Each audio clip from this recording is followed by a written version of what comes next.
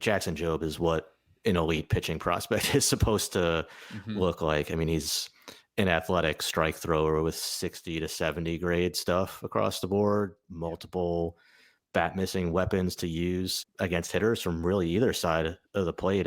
Tarek Skubal obviously is the ace of that staff, but Jackson Jobe has the potential to come in, I think, right away and be an outstanding frontline starter right behind him. Yeah, I mean, he's sitting 96, 97 miles per hour with a fastball that has great shape. He's got solid command. Has a slider that's over 3,000 RPMs and spin, just a ridiculous amount of glove side movement on that pitch. He's got a harder variant of the breaking ball and a cutter that's around 90. The changeup has been a plus pitch really dating back to his high school days, the high school spring when he came out showing a plus change to complement the slider. I remember scouts just going crazy about him shooting up the boards, and he's really just kind of lived up to all the expectations you could have possibly had, I think, for Jackson Jobe coming out of the draft. And hopefully we'll get to see him um, in a full-time starting role next year. I'm excited to see that. To leave velocity as a starter to be sitting where he's sitting, mid to upper 90s, and Hmm. bump it a tick or two higher when he needs. It's got life. He throws it for strikes. Obviously, everybody's been talking about that slider forever Yep. since he was in high school. Plus pitch. Gets a ton of swing and miss with it. Got that shorter cutter in there too that you mentioned. It's the changeup is really the pitch that maybe everybody knows about it now. But you could put a 60 on it. You could put a future 70 Hmm. on it, or maybe a present 70 if you want. Because if you look, I mean, it has depth, it has fade, it misses a lot of bats. You look at his splits, righties had a 511 OPS against him this year, which is hilarious. And it's not like lefties were much better. It was 546 OPS against him. So it's that changeup that really helps him neutralize lefties. And it's good enough where he'll throw it right on right too. And it's effective in those matchups. In the closing of our report on the site right now, we call him a near perfect pitching prospect. And after talking about him, I mean, what are the nits we're picking here? What are the question marks? I guess I like go mean, out and prove it is the only thing. And when we're talking about prospects, by their nature, they haven't proven it yet. That's why they're prospects. just the fact that he's a pitcher is part of it. No Hey, such thing. No such thing as a yeah, perfect pitching prospect. That's what it is. he's had a couple injuries. In 2023, it was back. 2024, it was He had a hamstring. hamstring. Yep. So, all right, like back is not something to like. That could be serious, but it's Mm. also not elbow. It's not shoulder. Yeah, there's it's why him. Whether it's going to be him or Noah Schultz, at least for me, like those are the two top pitching prospects in baseball. There's Yeah. just so much to love about Jackson Jobe. There, in my mind, I think Job is the more conventional pitching prospect, whereas Schultz has more unique traits. Do you feel more comfort in the more typical profile, or are you more excited about maybe some of the um, just the unique nature of Schultz with the size, with the delivery? For me, I mean, Job feels safer just given where he's at in the development timeline and just the Hmm. mix of the profile. But like, I would have Job in front of Schultz, but I can't imagine I'll have them too terribly far separated. I mean, what's the unconventional part with Schultz? I mean, he's got He's just big. typical number one starter stuff. I guess what's Yeah, what's atypical about him is he's 6'9" the and, size is that's moves around atypical. like Yeah, he's a point guard. Like it's yeah. you I just don't. wouldn't. It's not too disconcerting to me because you mentioned the elite body control, and I believe that, and we see how he commands his pitch mix. Like I don't have any issues with him necessarily being that big. It's just you don't see that so often, and so I think you can make a case for why that's really exciting to you, or why you would maybe just go with the guy who is falls very much into the normal. Like I think like 90% of the pitchers in the major leagues are between 6'2" and 6'6" or something like that. And Job fits into that more classically, but I think you could argue that one either way. Yeah, Either way, they're very close. yeah. To me, both these guys should be top 10 prospects in baseball. And that is a loud statement from you, Yeah, Kevin, because you're notoriously bearish on running pitching prospects up your list. So yeah. cool. Okay, let's keep moving through this list because there are plenty more good players to talk through. We got Max Clark and Kevin McGonigle 2 and 3. I mean, I don't think it's crazy if you prefer Kevin McGonigle to Max Clark. I know going back through their careers, Max Clark has kind of been the guy in his draft class, but you got to feel confident given what Kevin McGonigle has done in the minors. I think you can make a case that he's one of the most exciting pure hitters in the minor leagues. But they're both very advanced hitters. Max Clark may be the more exciting athlete with a little louder tool set. Well, what do you got? Yeah, with Max Clark, you have a chance for 5 tools that could grade out anywhere from 50 to 70 on the Mm-hmm. 2080 scouting scale, with game power being the one tool where it might not get to average, but also I think has the widest range of outcomes for how that tool will play Yep. once he gets into his prime. As a hitter, it's a sound left-handed swing, good hand-eye coordination, barrel turns into the zone well, good path, makes a lot of contact, has a good sense of the strike zone. There's a potential plus hitter in there. I will say I was a little surprised. I wouldn't call them struggles, but he wasn't quite as productive as I would have expected against off-speed stuff. He's a very good fastball hitter, but when he faced better breaking stuff and changeups, he had more trouble getting off his A swing.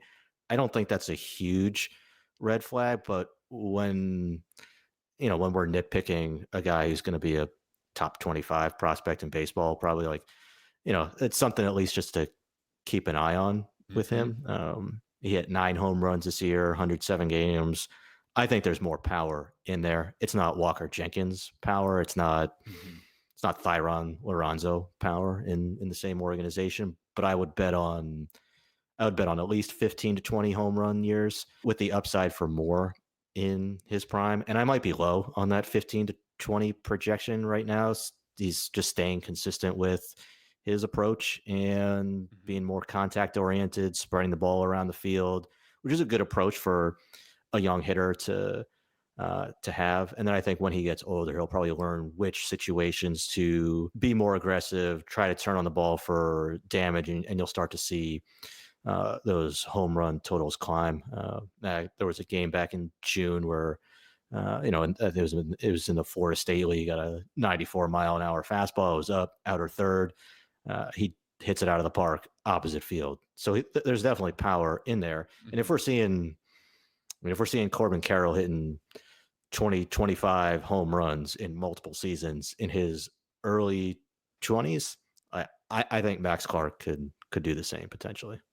Yeah, I would tend to agree, and it's nice to see him stealing a lot of bases too. That speed is another fun piece of his profile. But getting into McGonigal, we have a hit plus metric that takes just like a lot of the underlying batted ball metrics, contactability, barrel rate, chase rate. Kevin McGonigal's is 133, which is better than any top 10 prospect in the AL Central Division. It's like a extremely loud grade. You have always been very high in his pure hitting ability. He had a reputation as being one of the best pure hitters in the 2023 draft class. I think it was basically like Max Clark was in front of him, and then after that, most people viewed McGonigal as like the next best pure hitter. You had said for a long time that you would have taken him in the first round. In hindsight, I think a lot of teams would also take him in the first round, just given what he's done. He was pretty excellent overall in 2024, hit 309, 401, 452, makes a ton of contact, doesn't chase, sprays the ball all around. It's not a ton of power. It's 5 home runs, more doubles. And he did struggle in a brief promotion to high A, which I don't know if you're overly concerned about that or not. But again, I have a lot of confidence in his hitting ability now and think he's going to at least stick at second base and be a fine defender there. Yeah, he went 37th overall in the draft. I just love that pick for for the Tigers. Not revisionist history. Obviously, he said it on draft day and been talking about how good of a hitter Kevin McGonigle is, going back to when he was a sophomore in high school, and seeing teams take players like high school players and especially high school shortstops like Arjun Amala or George Lombard Jr. or Colin Howe. Adrian Santana, yeah, Colin Howe, Ty Pete, ahead of McGonigal, or over slotting players like Nazan Zanatello or a Walker Martin for more money. I just did not see what those teams were seeing, and some of those players I still I like and liked at the time, but at least to a certain extent. But I thought that after yeah, after Max Clark and Walker Jenkins, I thought Kevin McGonigle was the best high school hitter in that draft. His swing is just so efficient. It's balanced. It's tight. His hands stay inside the ball. He's really good hand-eye coordination, outstanding plate coverage. It just doesn't seem to matter who he's facing, if it's Mhm. lefty, if it's a righty, what type of pitch it is. He's just consistently on time and on the barrel. Like you said, if you look at the full season minor leaguers, it's one of the lowest in zone swing and miss rates of anybody. He's just always putting together quality at bats. He's a smart hitter, just a smart player all around. Mhm. And I think you're looking at somebody who has a chance to potentially compete for batting titles if everything clicks. I mean, some people would knock him for his size, which I think is misguided. I think his short arms are part of why his swing is so short and direct. He Mhm. has a smaller strike zone, and it's not like he's like 5'6", 5'7". He's probably 5'10" or so. And if you watch him in his final rounds of BP when he wants to let it loose, you can see power in there. Mhm. I mean, he's hitting balls up to 112. I think there's average raw power in there. And if we're talking about a potential 70 hit tool, probably a 10 to 15 home run guy right now if he keeps his current approach. But if he learns, like we talked about with Clark, if he learns to take more chances to try to do damage and he can certainly afford to exchange a little bit of contact Mhm. to try to get to more power in certain situations. And maybe you see him be a 15 to 20 home run guy. And I wouldn't rule out more coming either if he's one of those, Alex Bregman types to get to more power than you think because of how consistently he is able to put the sweet spot of the bat on the ball. We've got them 20 and 22 respectively on the top 100 that's live on the site right now. Where would you have these guys going into 2025 personally? Probably in a similar range.